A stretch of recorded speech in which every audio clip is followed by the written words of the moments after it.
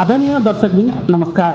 म चित्र सोल्टिग्रुङ इच्छा कामना न्यूज.com को सम्पादकीयमा तपाईहरुलाई स्वागत छ। नेपालको पर्यटनको आकर्षणको एक मुख्य गतिविधि राफ्टिङ हो, जसमध्ये त्रिशुली नदीको राफ्टिङ उत्कृष्ट मानिन्छ। तर पछिल्लो समय जलविद्युत आयोजना निर्माण, नदीमा सिधै जथाभावी फोहोर फाल्ने, स्थानीय तहले जथाभावी नदीजन्य सामग्री उत्खनन गरिदिने जस्ता विभिन्न समस्याले त्रिशुली नदीको राफ्टिङ सङ्कटमा परेको छ।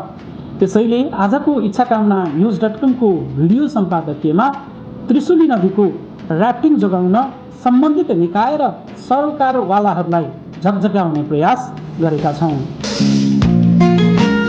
ओम विराज डेन्टल केयर, आफू खैरिने 3 गोर्खा जाने रोड, तनहुँ। Phone 065 540 582, mobile 98 560 40 0054। दाँत बलियो भए हात बलियो हुन्छ। नेपालका नदीहरू केवल पानी बग्ने प्राकृतिक स्रोत मात्र होइनन्, तिनीहरू पर्यटन, रोजगारी, संस्कृति र स्थानीय अर्थतन्त्रका आधार पनि हुन्। यिनै नदीहरूमध्ये त्रिशुली नदी साहसिक पर्यटनका दृष्टिले देशकै सबैभन्दा लोकप्रिय गन्तव्यको रूपमा स्थापित छ। काठमाडौँबाट सहज पहुँच, वर्षभरि सञ्चालन गर्न सकिने राफ्टिङ गतिविधि तथा मनमोहक प्राकृतिक सौन्दर्यका कारण त्रिशुली नदीले हजारौं स्वदेशी तथा विदेशी पर्यटक आकर्षित गर्दै आएको छ। तर पछिल्ला वर्षहरूमा नदी प्रदूषण, अव्यवस्थित पूर्वाधार निर्माण, नदीजन्य पदार्थको अत्याधिक उत्खनन तथा जलविद्युत आयोजनाका प्रभावका कारण त्रिशुलीको राफ्टिङ पर्यटन सङ्कटतर्फ उन्मुख हुन थालेको छ। राफ्टिङ केवल मनोरञ्जनको माध्यम होइन, यो स्थानीय समुदायको आय आर्जनसँग प्रत्यक्ष जोडिएको क्षेत्र हो। नदी किनारका होटल, रेस्टुरेन्ट, यातायात व्यवसाय, गाइड, सुरक्षा टोली लगायत सयौं परिवारको जीविकोपार्जन यसैसँग निर्भर छ। यदि नदीको प्राकृतिक स्वरूप बिग्रदै गयो भने यसको प्रत्यक्ष असर पर्यटन व्यवसाय र स्थानीय अर्थतन्त्रमा पर्नेछ।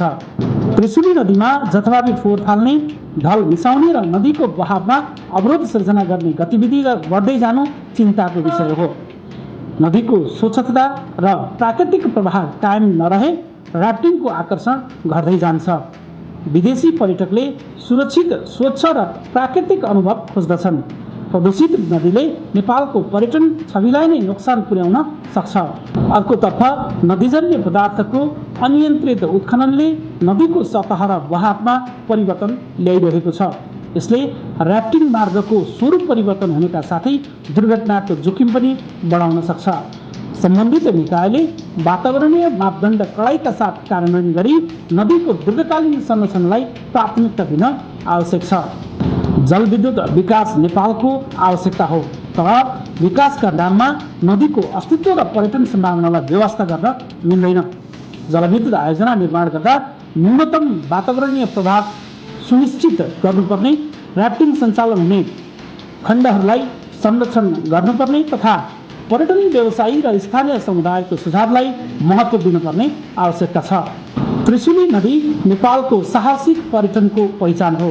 यसलाई जोगाउनु भनेको पर्यटन उद्योग, स्थानीय रोजगारी र प्राकृतिक सम्पदाको संरक्षण गर्नु हो।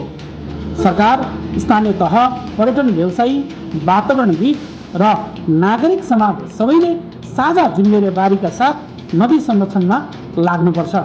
आज त्रिशुली जोगाउन सके मात्र भोलिका पुस्ताले पनि यसको रोमाञ्चक यात्रा र प्राकृतिक सौन्दर्यको आनन्द लिन सक्नेछन्। त्रिशुली नदी बगिरहनुपर्छ, राफ्टिङ चलिरहनुपर्छ अनि पर्यटनबाट समृद्धिको सपना पनि जीवित रहनुपर्छ।